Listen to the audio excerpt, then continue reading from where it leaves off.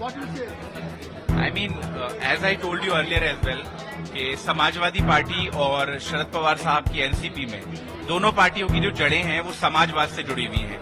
मेरा जो मुझे आज एनसीपी शरद पवार साहब ने, सुप्रिया ताई सुले जी ने, जयंत पाटिल साहब ने, जितेंद्र आवाड साहब ने, रोहित पवार साहब ने जो मेरे पर भरोसा किया है, ये इस बात को दर्शाता है कि इस महाराष्ट्र के चुनाव में ना तो पार्टी महत्व रखती है, ना ही व्यक्ति महत्व रखता है, ना ही सिंबल महत्व रखता है। महत्व सिर्फ एक ही बात का है कि जिन्होंने महाराष्ट्र को लूटा है, जिन्होंने महाराष्ट्र के अंदर महाराष्ट्र की अस्मिता के साथ खिलवाड़ किया है, उसके खिलाफ हम तमाम दल जो है एकजुट हैं।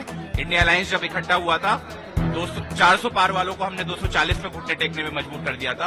और आने वाले दिनों में महाविकास आघाड़ी जो महायुक्ति का करप्शन है, जिसमें छत्रपति शिवाजी महाराज की अस्मिता के साथ खिलवाड़ किया गया है, इसको लेके हम आने वाले दिनों में, और आपको एक बात और बताऊं, बहुत कम ऐसा होता है कि चुनाव का जनता इंतजार कर रही हो। महाराष्ट्र के चुनाव में जनता इंतजार कर रही है कि इस भ्रष्ट सरकार से हम लोग कब जो है।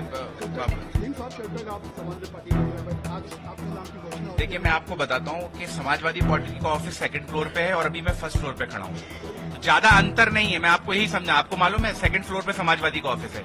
हम लोग समाजवाद विचारधारा के लोग हैं। हम लोगों की एक ही विचारधारा है कि देश का संविधान किस तरह से बचना चाहिए। तो ये कोई बहुत बड़ी बात नहीं है। नेताजी मुलायम सिंह यादव जी के और शरद पवार साहब जी के रिश्ते, अखिलेश यादव जी के सुप्रिया ताई से रिश्ते। सुप्रिया ताई जब मेरे कार्यक्रम में आई थी, उन्होंने एक बात को बोला था, आप भी शायद वहां थे, आपको याद होगा। उन्होंने कहा था कि अखिलेश यादव जी और डिम्पल भाभी और समाजवादी पार्टी का जितनी मदद हमारी की है उसको हम कभी नहीं भूल सकते। एक ही परिवार है।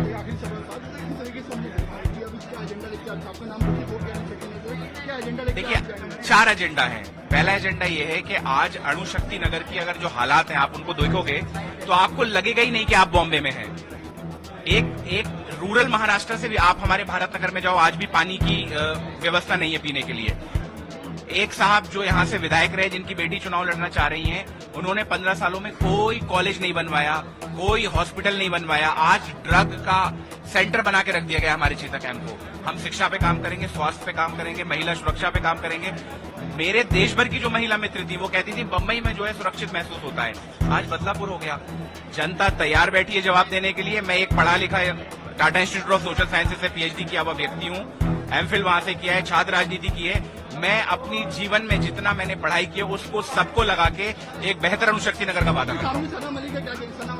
नहीं, सना मलिक मेरी बहन है, ठीक है, और मुझे कोई भी किसी तरह की टिप्पणी सना मलिक जी पे नहीं करना है। हम लोग मुद्दे को चुनाव लड़ेंगे।